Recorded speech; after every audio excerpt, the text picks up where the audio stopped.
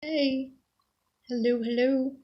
So this is picking up where we left off, chapter 5, Ghouls Don't Scoop Ice Cream.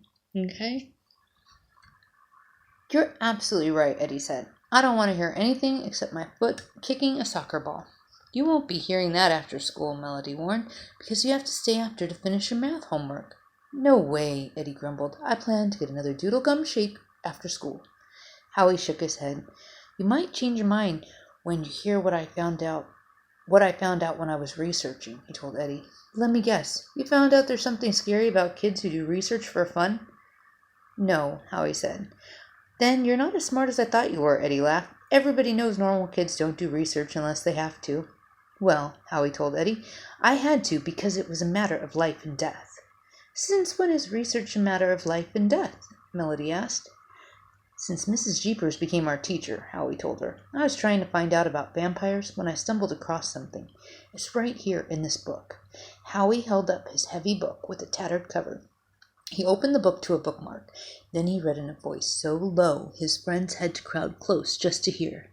In the world of the undead, Howie read, vampires depend on help from ghouls to survive. Half dead and half living, ghouls travel the earth searching for perfect homes where families of vampires can live. The ghouls' lives are full of sorrow, and they are rarely known to smile. Without these trustworthy spies, vampires would be in serious danger.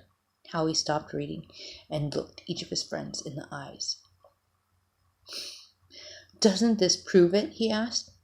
It proves your brain turned into a banana split, Eddie kidded. Eddie's right, Melody said. What does any of this have to do with us? Weren't you listening? Howie said. Scout said she is looking for the perfect house for a family. Just then, Liza screamed.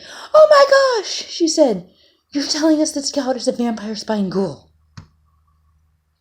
A spy for Mrs. Jeepers? Melody asked. Sure, Eddie teased. Scout's a spy for Mrs. Jeepers, and I'm a little bunny foo-foo.